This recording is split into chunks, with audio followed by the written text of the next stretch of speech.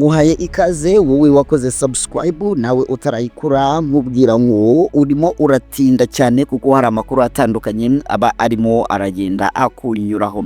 Amakuru atandukanye rero abanya South Africa batashye ubu ngubu rero nakubwira ngo ababanje gutaha ni babandi nakubwiye batwite barimo na wa wundi wabyaye, ariko abandi amakuru ari kuvuga yuko uko bimeze ngo habanje gutaha nyine ngo n'abacitse amaguru n'abakomeretse cyane, ngo abandi bo rero baragenda kuri uyu munsi. Murabizi neza ko babacyuye mu mugoroba wa joro cyane, nibwo babacyuye.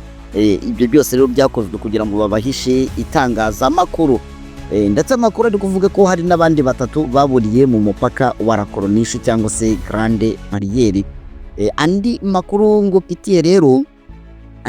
ngufitiye navuga yuko umuyobozi wa FNL yitwa General Aloys Bazambanza nawe ngo ari mu bapfuye cyangwa se mu barashwe na drone. Iyi drone ngo yarashe uwitwa Makanika Rukunda Michel wayoboraga aba barwanyi batwirwaneho. Sore nanjye kubita inyeshyamba, aba barwanyi batwirwaneho ngo nawe rero iyi drone uyu FNL General Aloys Bazambanza akaba nawe ari mu bahitanywe n'iyi drone.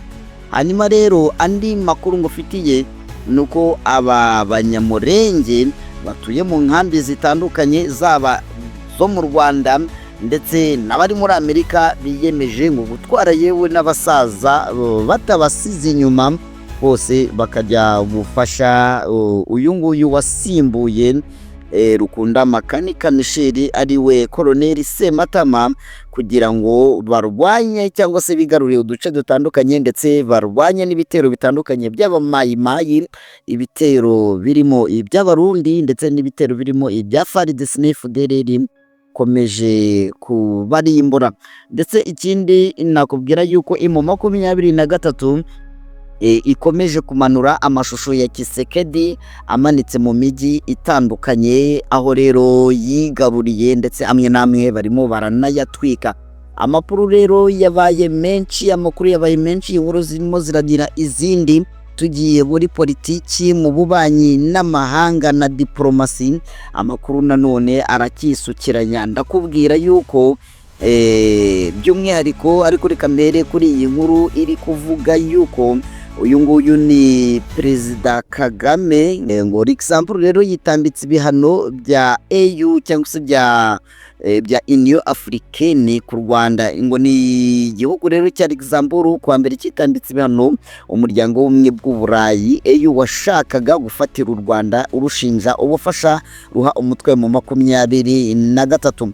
Ni kuri wa kabiri rero nibwo byari byitezwe ko Minisitiri w'Ububanyi n'Amahanga bo mu bihugu bigize umuryango w'ubumwe bw'Uburayi bemeza ibihano ku Rwanda ndetse no kuri mu 23.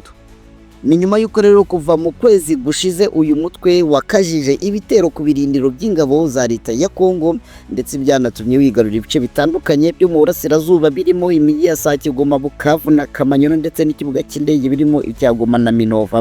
Hanyuma rero amakuru avuga ko mu bihano EU yari yamaze gutegurira u Rwanda ishinja gufasha mu 23 birimo guhana aba ofisiye 10 bo mu ngabo z'u Rwanda ndetse na bamwe mu barwanyi bakuru bari mu 23.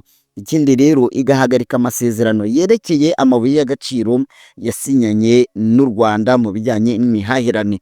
Hanyuma rero nanone Kongo n'ibihugu bishyigikiye bishinja u Rwanda kuba amabuye y'agaciro ruri kugurisha aroyo rusahura mu burasirazuba bwa Kongo.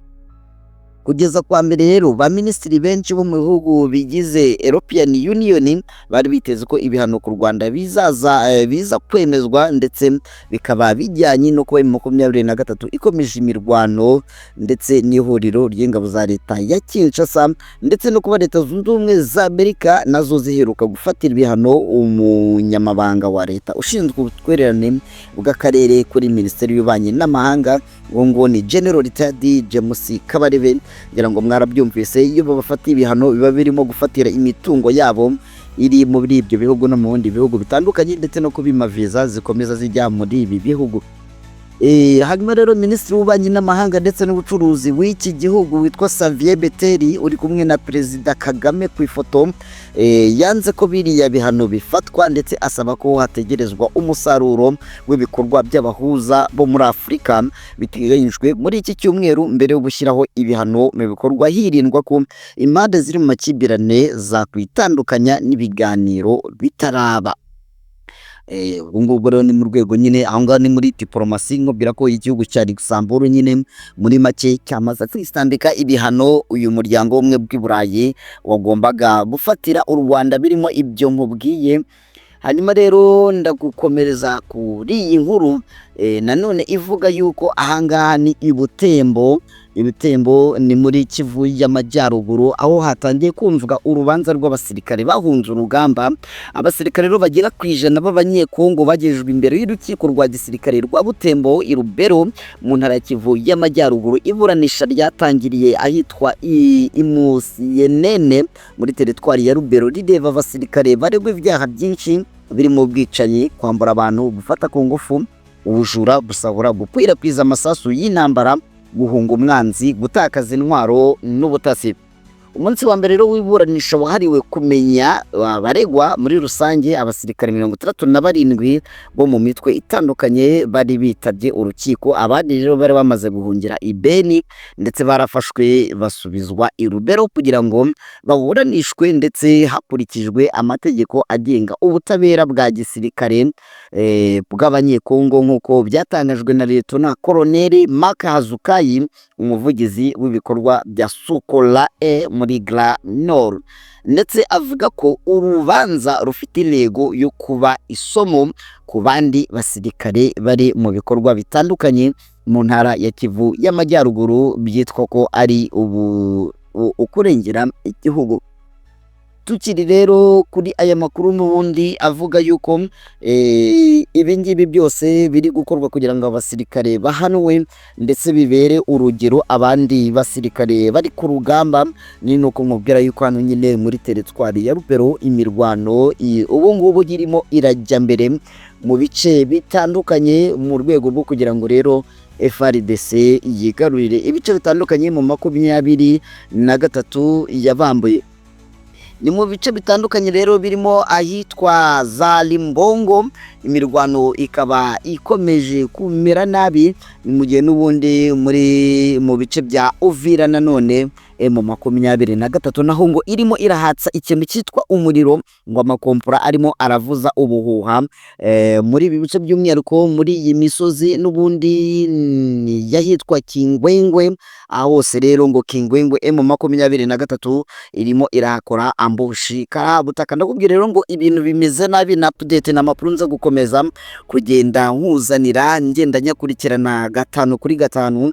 Wowe icyo ngusabye ni ukugira ngo ntujye kure ahubwo ukore subscribe niba utarayikora, ukore share, ukore like, comment ndetse niba wakoze subscribe ukande no kunzogera. N'amakuru rero by'umwihariko amakuru ya politiki arimo aragenda amanuka ndetse n'amakuru y'umutekano n'ubutabera. Ni mu gihe kandi nanone batatu bahoze ari abayobozi bakomeye bagizwe abahuza mu biganiro bya Rwanda na Nairobi. Ni mu gihe rero wari umuhuza cyangwa se Perezida Joao Lorenzo we yamaze kwikura muri ibi biganiro bisa nkaho n'ubundi byamunaniye cyane ko n'undi yaramaze kubona izindi nshingano muri Afrika cyangwa se Union Africaine. Muri aba ngaba rero harimo Uhuru Kenyatta wahoze ari perezida wa Kenya, Olusegun Obasanjo wahoze ari wa Nigeria ndetse na Hailemariam Desalegn Boshe wahoze ari minisitiri w'intebe wa Ethiopia. Bakizwa abahuza ibiganiro bya Nairobi na Rwanda rero bigamije gushakira amahoro uburasirazuba bwa Kongo. Na kuwa mbere tariki ya 24 Gashyantare nibwo imiryango ya EAC na SADC yabatangaje nk'abahuza muri biriya biganiro. Mu itangazo rihuriweho yasohoye, Kenyatta wari usanzwe ari umuhuza mu biganiro bya Nairobi na bagenzi be bagenwe nyuma y'ibiganiro biheruka guhuza abakuru b'ibihugu bigize iriya miryango yombi. Mu nshingano rero bazaba bafite harimo kugenzura iyubahirizwa ry'agahenge hagati y'ihuriro ry'ingabo za leta ya Kongo n'umutwe wa 23 barwana ndetse ubuhuzabikorwa mu bikorwa by'ubutabazi ndetse no guherekeza impande zihanganye mu biganiro mu rwego rwo kugera ku muti w'amakimbirane urambye. Nayo nguko reka turebe niba bano bahuza hari ikintu kidasanzwe baza gukora muri ubu buhuza bwabo, turebe ko niba baza gukora ibyo navuga Joao Lorenzo yananiwe cyangwa se usibye ko n'ubundi uwo nakwita Uhuru Kenyatta ibi byose yabihozemo, nubwo we mu masezerano ya Nairobi harimo guhuza imitwe yombi kuba yashyira hasi intwaro, ariko reka dutegereze turebe. Ikindi rero reka gusabe ukurikire aya mashusho ari inyuma y'uburyo abanyamurenge biyemeje kujya kurwana cyangwa se kujya guhesha ishema uwitwa Rukunda Makanika Michel, ndetse n'uburyo drone yarashe Makanika, uburyo ngo yaje bayireba, uburyo yazengurutse iturutse za Kisangani, n'uburyo mu 2023 ikomeje ibikorwa byo kumanura aya mafoto n'ibindi bitandukanye. Reka mbushimire cyane, tuze gusubira no mu yandi makuru aza kubera ko drone itari kuva Kisangani ngo inyure noro ihuruke muri side geri wacu. The drone could not go through Kisangani because of the close area. Iragenda inyura za Manyemiza guhuruka za Rugezi. Manyema and went home, Rugezi. Barayumva. And they were able to hear ngo bayumve afanda abwira abana ngo nimwirukire mu ndaro. And when they heard it, he told the people, go to hide yourself. Baragenda nawe bose bihisha mu ndake. Everybody wanted to hide. Iraza iratambuka inyura ku Runundu, iratambuka za Gahwera. And came through Runundu and went to Gahwera. Barategereza mu mwanya bumvira sumye igaruka. And they wait another time, they heard it coming back again. Iratambuka. And it passed again. Bagira ngo none yagiye. Reka mbonereho no kubwira bajye baza babesha. Let me tell you so that we can tell the truth from those people who lie. Ngo n'u Rwanda rwamwohereje. People who can share lies to say it was one that muzohanwa nka Kayini. May God forgive them, otherwise God can punish them like Cain. Nimureke iriya misozi tuyuzuza abahungu bayo. Abahungu bari hano mwihangane, mugende mutora agakapu gatoya, usezere umugore, usezere mama wawe, dutahe. Dutahe kabisa, dutahe. Inzira zafunguwe, abandi bari mukamanyura, abandi bari muri misozi irenga mu Rurambo. Kubera iki muguma hano?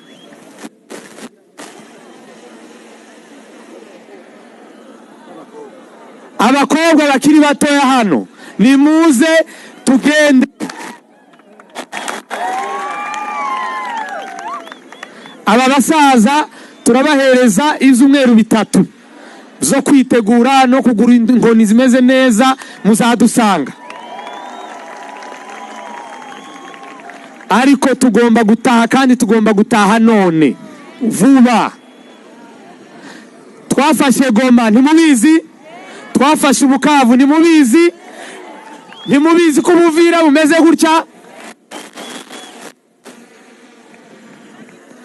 Turataha, kandi turataha none. Nico afande yifuza, nibwo buryo bwo kumuha icubahiro.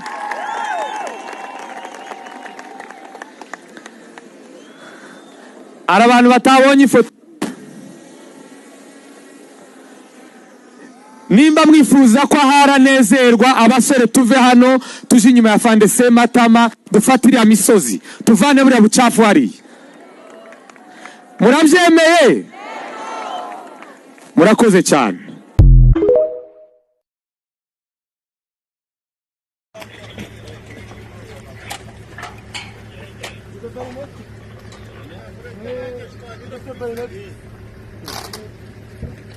Ale, mutosha ile foto ya mujinga bwana. Anaharibisha hichi. Tosha ile foto ya mujinga anaharibisha hichi. Longola foto ya Bolole ya Bomimboka. Tshisekedi fa kende, alongo na pouvoir.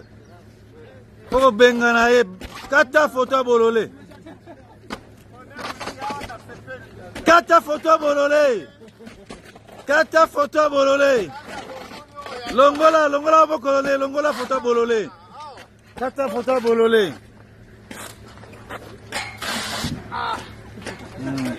Hey! Ole faenda toke ku pouvoir rule.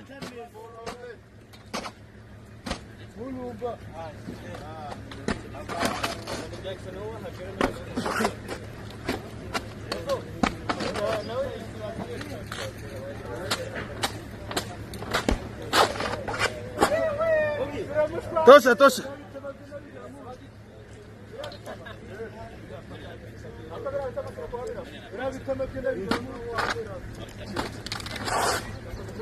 Programme de développement local à 147 territoires à Miibi. Ils ont volé l'argent du pays avec les mensonges. 145 territoires, qu'est-ce qu'ils ont fait? Des voleurs. Un président voleur. Un bandit.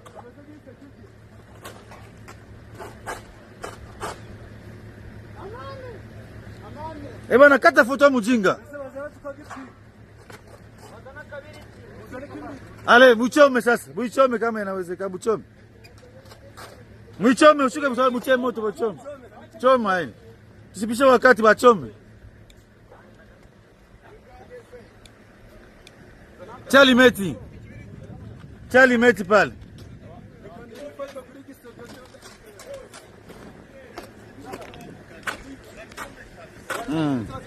Ouais. Tu mets le feu à Lim, donc muchome, chamoto.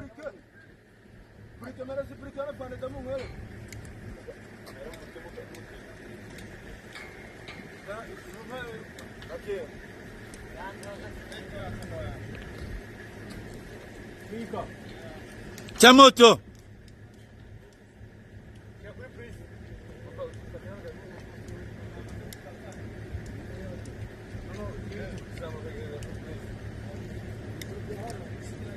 Mfano ngamu na wakizi hii buchafu chani. Tulikuwa mkutosha minusio kwanza zenye zilibakia fasi. Okay. Na polea mwenda kwanza kugawa.